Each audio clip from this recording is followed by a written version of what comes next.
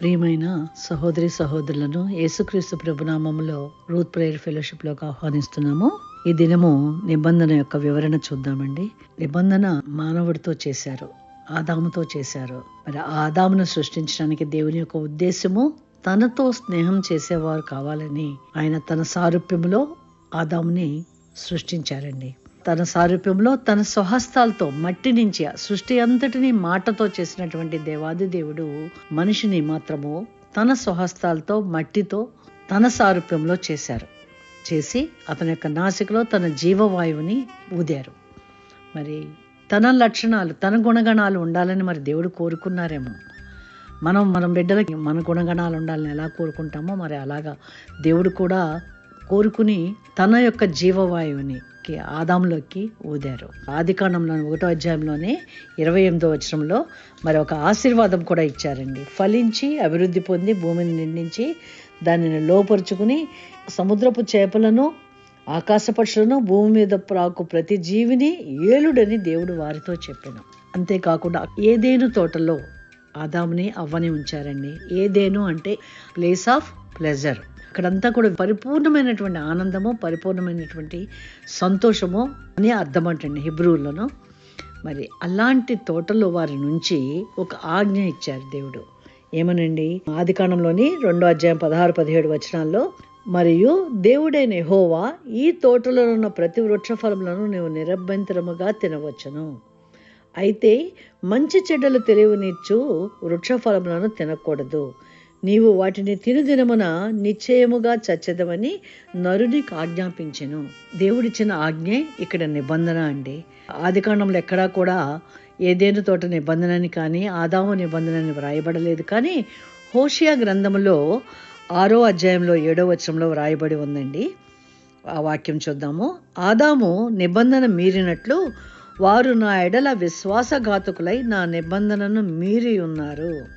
అంటే ఆదాము ఏదైతే విశ్వాసఘాతకుడై దేవుడు చెప్పినటువంటి ఆజ్ఞని తప్పాడో మరి మనము కూడా ఎలా ఉన్నామని పరిశీలించుకోవాల్సినటువంటి మరి దినాలలో మనం ఉన్నామేమోనండి. మరి దేవుడు ఈ దినాన్ని మనతో మాట్లాడుతున్నారు. దేవుని కృపలో మనము యేసు ప్రభు వలన మన పాపశాపం నుంచి విమోచించబడి సృష్టికర్త అయిన దేవుడిని మనము తెలుసుకోగలిగామండి. తెలుసుకున్న మనలో దేవుడు మరి ఆదాముని ఏ ఉద్దేశంతో ఎలాగ సహవాసం చేయాలని తనని సృష్టించారో, ఆ సృష్టించినప్పుడు ఆయన హృదయం ఏమై ఉన్నదో ద్వితోపదేశ కాండంలోని 10వ అధ్యాయంలోని 12-13 వచనాలు మనకు తెలియపరుస్తున్నాయండి. ఒకసారి ఆ వచనాలు చూద్దాము.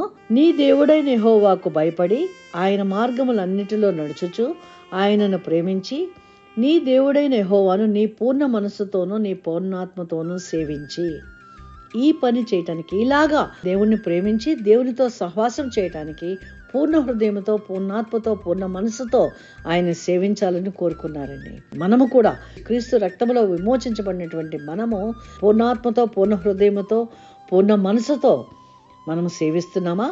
మనల్ని మనం ప్రశ్నించుకోవాలండి. అలాగే 13వ వచనంలో ఇంకొక మాట, నీ మేలు కొరకు నేడు నేను నీకు ఆజ్ఞాపించు యెహోవా ఆజ్ఞలను కట్టడలను అనుసరించి నడుచుకొందులను మాట కాక నీ దేవుడైన యెహోవా నిన్ను మరి ఏమి అడుగుచున్నాడు. ఎంత స్పష్టంగా అక్కడ వ్రాయబడి ఉంది కదండి. నీ మేలు కొరకు నేడు, మన మేలు కొరకే ఆయన ఇచ్చినటువంటి తండ్రి అయిన దేవుడు మోషేతో ద్వారా ఇచ్చినటువంటి ఆజ్ఞలు. మరి ఆజ్ఞలన్నీ కూడా మన ముందు ఉన్నాయి. అప్పుడు ఆదాముకు లేకపోవచ్చు. ఆదాముకు ఒకే ఒకటి ఉంది. ఆదాముకి వేరే పని ఏమీ లేదు. ఆయన సంతోషముగా చెప్పుకున్నాం కదా, ఏదేను తోట అంటే పరిపూర్ణమైనటువంటి ఆనందము, సంపూర్ణమైనటువంటి సంతోషము ఉంది. సృష్టికర్త అయినటువంటి దేవుడు చల్లపూట వచ్చి ఆదాముతో అవ్వతో మాట్లాడుతూ వారు ఆనందంగా తిరుగుతూ వారి దేవుని యొక్క తోటని కాపాడటము, మంచి చెడులు తెలివినిచ్చే ఆ యొక్క వృక్ష ఫలములను తినవద్దు అన్న పని మాత్రమే ఆయన ఇచ్చిన ఆజ్ఞ. మరి దాన్ని తప్పిపోయారు. ఇప్పుడు మనం విమోచించబడ్డాం. మరి మనల్ని అడుగుతున్నారు కదా, నీ మేలు కొరకు నేడు నేను నీకు ఆజ్ఞాపించే యెహోవా ఆజ్ఞలను కట్టడలను అనుసరించి నడుచుకుందునను మాట కాక నడుచుకుంటున్నామా అండి? అది మనల్ని ప్రశ్నించుకోవాలి. నీ దేవుడైన యెహోవా నిన్ను మరి ఏమో అడుగుచున్నాడు. ఎవరికి వాళ్ళముగా ఈ వాక్యం వింటున్నటువంటి మనము ఈ దినాలను ప్రశ్నించుకుంటూ దేవుని కృపలో మనం విడిపించబడి విమోచించబడిన మనము ఫలించి అభివృద్ధి పొంది భూమిని నిండించి దానిని లోపరుచుకుని ఏలుడి అని ఇచ్చినటువంటి ఆ ఆశీర్వాదములు మనం కలిగి ఉండగా ఆదాముకి ఇచ్చినటువంటి ఆ ఆశీర్వాదం ఈ రోజున మీకు నాకు కూడా ఉందండి. కానీ ఇక్కడ ఆదాముతో చెప్పినటువంటి మాట పూర్ణ హృదయముతో పూర్ణ మనసుతో ఆయన ప్రేమించి సేవించే హృదయం కలిగి ఉన్నామా, ఆయన ఇచ్చిన ఆజ్ఞల్ని కట్టడలు మనం పాటిస్తున్నామా అని మనల్ని మనం వెరిఫై చేసుకుందామండి. దేవుడు ఆదాముతో చేసిన నిబంధనలో ఒకటే కండిషన్ ఉంది, విధేయత. మరి ఇక్కడైతే మనకు ఆశీర్వాదం ఉంది, మనకు అన్నీ కూడా వ్రాసి ఉన్నాయండి పాటించడానికి. ఆయన ఎన్ని రాసి ఉన్నా మన పూర్ణ హృదయంతో ఆయన ఇచ్చిన ప్రతి కట్టడిని మనం పాటించినట్లయితే దేవుని కృపలో ఉంటాం. మరి ఇప్పుడు అయితే మనం దేవుణ్ణి అడుగుదాము, ప్రభా మాకు పూర్ణ హృదయంతో ప్రేమించే ఆ మనసును కూడా మీరే ఇమ్మని మనం దేవుణ్ణి అడుగుదామండి.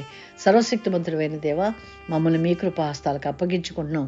ఆదాము ఏదైతే శరీరముతో తప్పిపోయాడో ఆ శరీరమును జయించడానికి మీరు క్రీస్తు యొక్క పునరుద్ధానము నుంచి మమ్మల్ని కృపలో రక్షించి మీ బిడ్డలుగా మీ వారసులుగా మమ్మల్ని చేసుకుని మాకు ఆత్మనిచ్చిన దేవా, మీ ఆత్మతో మమ్మల్ని నింపి కుడి ఎడమలకు తొట్టిల్లిపోకుండా మిమ్మల్ని పూర్ణ హృదయంతో పూర్ణ మనసుతో సేవించే వారముగా మా హృదయ వైఖరిని మార్చి మీ కృపలో మమ్మల్ని నడిపించమని యేసు నామములో ప్రార్థించి వేడుకొంచున్నాను తండ్రి. ఆమేన్.